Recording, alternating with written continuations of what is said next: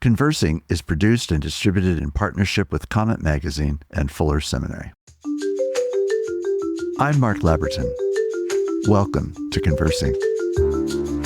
In between my longer conversations with people who fascinate and inspire and challenge me, I share a short personal reflection, a focused episode that brings you the ideas, stories, questions, ponderings, and perspectives that animate conversing and give voice to the purpose and heart of the show.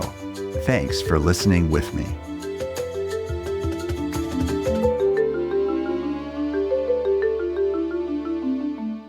I was around the campus of the University of California, Berkeley for almost 25 years.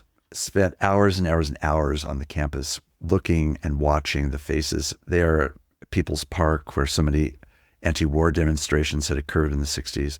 Sproul, Plaza, which is the place of a lot of demonstrations to this day. Looking at the faces, trying to understand who are these people of Berkeley, what causes them to protest, and in my mind, to stand outside our church and protest.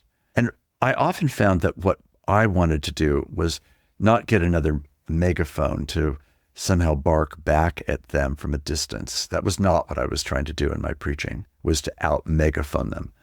I was instead trying to spread some salt that might intensify their curiosity or intensify their thirst. And then what I really wanted was actually just a conversation. I didn't want to have my own rally, and I didn't see what we were doing in the sanctuary as a rally. I saw it as a chance to more humbly first listen to God, which is the understanding of what Christian worship actually is, and then to live a life of listening, which I think is central to all of Christian discipleship. So as I would picture various faces on these protesters, I would picture them with some of the faces that I had seen on campus or in the park or wherever it might have been. And then what I imagined was the hope for a personal conversation. And that was partly because I had lots of those conversations with such people over the years that we were in Berkeley.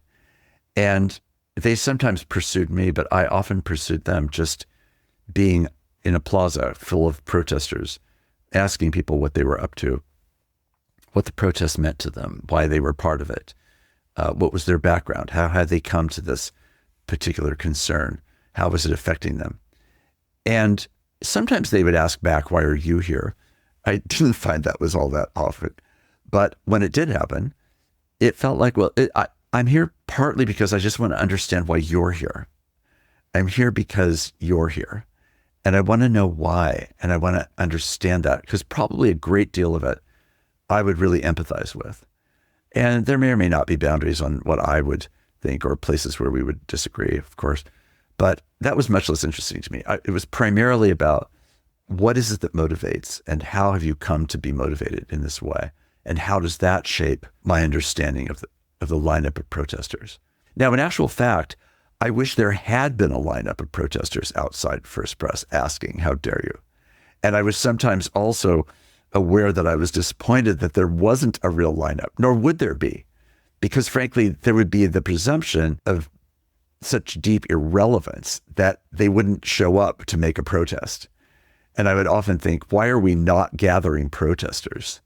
Why are we not actually having people stand outside the church and protest about our sheer existence or any given thing or claim that we might be making? If we're not doing anything that's really getting people upset, then are we doing anything that really matters? Now, of course, I can argue myself out of that little conundrum, but I don't want to do it for any reason other than its legitimacy, not as a way of blowing a smokescreen about why everybody should just somehow automatically come and just see things the way we did inside the walls of the church. That's not what I was after. I was wanting to actually so authentically speak and preach and live the gospel that we would be the peculiar people that would cause people to say, why are you so peculiar? Not just in that sense of church oddness, but in that deeper sense of why are you the peculiar people of unexplained mercy, unexplained forgiveness, unexplained passion for justice, unexplained sensitivity to individuals and to societal, social, and systemic needs.